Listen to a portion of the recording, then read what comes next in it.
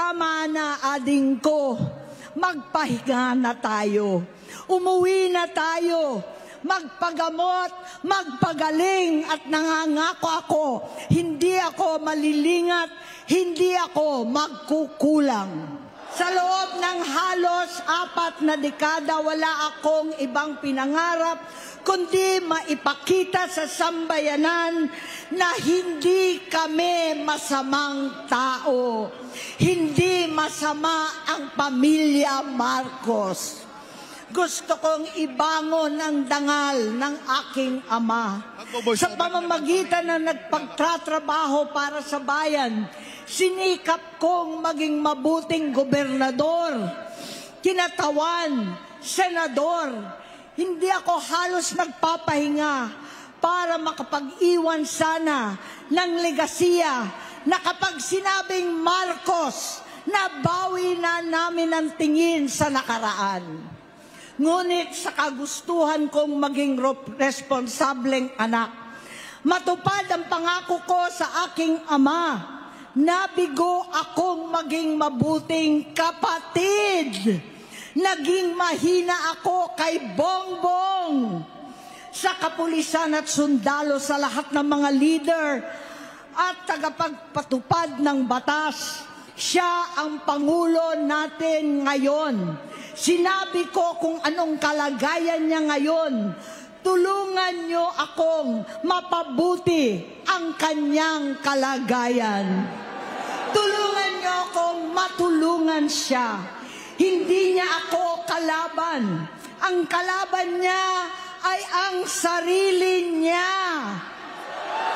At nadadamay ang bansa sa laban na yan. Bilang senador at lingkod bayan, batid ko ang mga problema at gaya ng bayan, alam ko rin ano ang solusyon. Sa pagkakawatak-watak, patuloy na pagnanasa sa kapangyarihan ng mga talunan naman.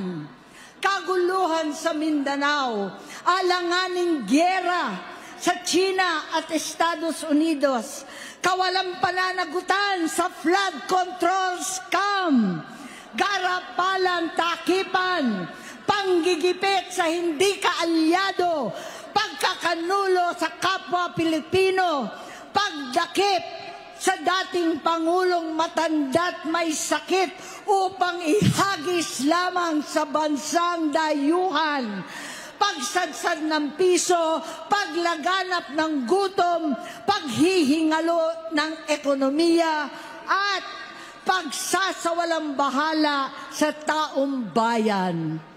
Ang delubyo at kalamidad na nagdudulot ng parusa, ang korupsyon na nauwi sa kawalan ng tiwala at hustisya sa Pilipinas, sa kanyang pamahalaan, lahat ng yan ay masusolusyonan kung ikaw, aking kapatid, magsaayos ng iyong sariling kalusugan.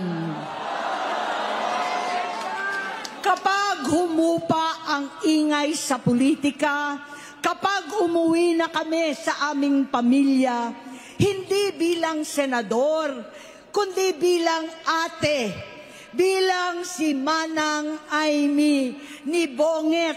Kaya itong sasabihin sa harap ng taong bayan, sa harap ninyong lahat at sa harap ni Bongbong. Bonget, magtatatlong taon na tayong hindi nagkakausap. 3 taon ko nang sinusubukan muli na ako'y pakinggan. Siguro ngayon ay makakarating ng buo ang gusto kong sabihin. Walang mababawasan, hindi madadagdagan. Bongbong, nag-aalala sa'yo si Manang. Tuwing nakikita kita sa TV, gusto kitang puntahan. Napakalaki ng pinagbago mo. Itsura, pagsasalita, takbo ng pag-isip. Minsan, napapatanong ako sa sarili ko, ikaw pa ba yan? Si Bongbong ba talaga yung nakikita ko? Pero ako, ading ko, ako pa rin ito. Ako pa rin ang ate mo na tumayong ama't ina sa inyo sa ibang bansa.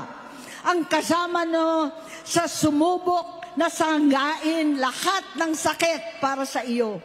Ang kapatid mo na hindi mo kailangan hingan ng tawad dahil agad ka nang iniintindi at tatanggapin dahil mahal kita. Nasa Bagong Tipan, kay Lucas, Kapitulo 17, versikulo 3 hanggang 4. Kung magkasala ang iyong kapatid, sawayin mo siya.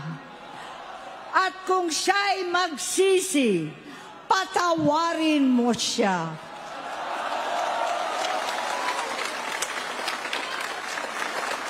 Tama na, ading ko. Tapusin mo na ang paghihirap mo at ng bayan. Gaya noong umalis tayo sa palasyo, kaya ko pa rin hawakan ang iyong kamay, huwag kang matakot. Malaki na dulot sa iyo ng droga. Sinisisi ko ang sarili ko dahil hindi ako nakinig sa mga sumbong. Hindi ako nakialam. Hindi ako maniwala. Pero hindi pa huli ang lahat. Tama na, ading ko. Magpahinga na tayo. Umuwi na tayo. Magpagamot, magpagaling at nangangako ako. Hindi ako malilingat, hindi ako magkukulang.